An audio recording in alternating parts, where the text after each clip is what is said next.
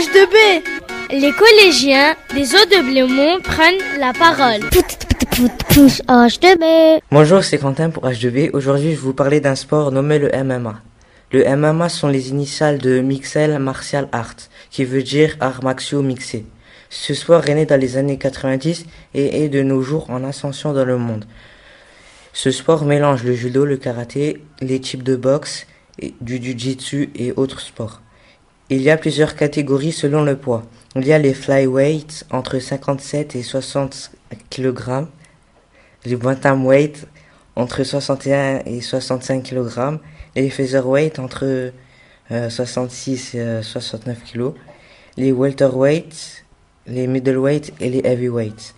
La particularité de ce sport de combat est que les combattants peuvent frapper leur adversaire au sol. Il y a plusieurs types de victoires. Le knockout, la décision, la soumission, le no contest, la disqualification et le TKO. Avant chaque combat, l'athlète doit passer un certain nombre de tests médicaux pour être qualifié d'apte au combat. Examen du fond de l'œil, électrocardiogramme, test VIH et hépatite, scanner crânien à la suite d'un KO, carnet faisant liste des KO subis. Le tout pour permettre de protéger les combattants.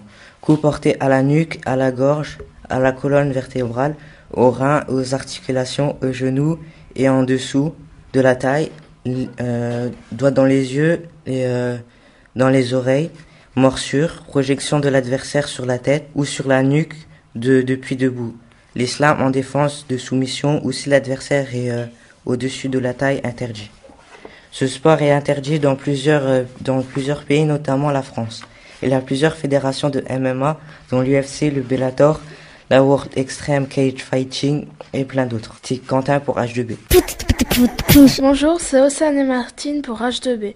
Aujourd'hui, on va vous parler de la danse cambodgienne. La danse du Cambodge peut être divisée en 3 catégories principales. Classique, élaborée dans les cours royales. Populaire, décrivant la vie quotidienne. Vernaculaire, ayant une fonction sociale. La danse classique. La danse classique khmer était à l'origine uniquement exécutée devant la famille royale. En khmer, on l'appelle Robam Prep Trop, ce qui signifie la danse de richesse royale. La danse classique khmer a de nombreux éléments en commun avec la danse classique thaï, vraisemblablement en raison d'échanges culturels entre les cours des deux pays. Les costumes khmer et thaï étaient à l'origine très similaires, mais de légers changements et des réformes apportées par la reine Kosoma Nyiririt ont modifié le costume khmer. Au milieu du XXe siècle, la danse de cour a été portée à la connaissance du public. Elle est désormais exécutée durant des événements publics, des fêtes nationales et pour les touristes. Dans les danses populaires. Contrairement à la danse de cour, les danses populaires khmer ont un rythme rapide. Les mouvements et gestes n'en sont pas aussi stylisés. Les costumes sont ceux des gens dont elles décrivent la vie paysan montagnard. Elles sont accompagnées d'un orchestre maori semblable au pinpit avec plus d'instruments à cordes et une flûte à la place du stralai, sorte de hautbois. Danse vernaculaire. On les danse lors d'événements de la vie sociale. Elles comprennent notamment le rongwong similaire au lam vong tao ou lao, le rongbak, le rom saravan, le lam liu, littéralement danse lao. Certaines de ces danses témoignent d'une influence des danses traditionnelles du Laos. En revanche, le rongbak, par exemple, est largement inspiré de la danse de cour. À Bornée se trouve une association qui propose des cours de danse cambodgienne. Celle-ci se nomme l'Association des Cambodgiens de la Moselle. C'était Océane et Martine pour H2B. Bonne journée à tous. Bonjour, c'est Sedat. La réforme des zones d'éducation prioritaire a été dévoilée par le gouvernement.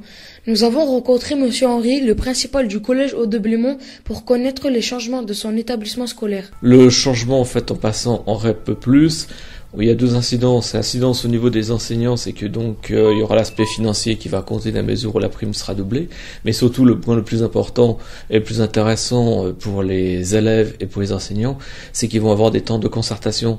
C'est-à-dire que dès lors qu'un enseignant va assurer une heure de cours, il y aura une pondération de 10%. C'est-à-dire que chaque fois que j'assure une heure de cours, j'ai 10% donc de temps. En clair, c'est-à-dire que pour 10 heures de cours, il y a une heure de concertation qui est donnée. Donc sur un service de 18 heures, ça fait à peu près 1h30.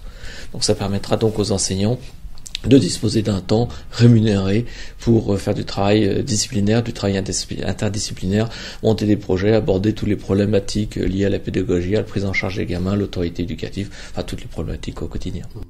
Et c'était nécessaire? Non, indispensable. Je pense que c'était indispensable parce que les professeurs font leurs 18 heures, certains font des heures supplémentaires, beaucoup d'enseignants sont engagés dans des projets divers et variés, ce qui fait que ça leur laissait très peu de temps pour se rencontrer, même si on essaie d'aménager des temps communs de liberté, c'est toujours délicat. Donc là, oui, il y a une véritable reconnaissance du travail qu'ils font, il y a une véritable reconnaissance aussi de cette nécessité donc de se concerter donc régulièrement pour faire avancer donc la prise en charge pédagogique des élèves. Cette réforme sera mise en place à la rentrée de septembre 2015 sur le quartier de Borny et dans les zones de la politique de la ville. Bonne fête de fin d'année et on se reverra au mois de janvier. H2B. Les collégiens des eaux de Blémont prennent la parole. H2B.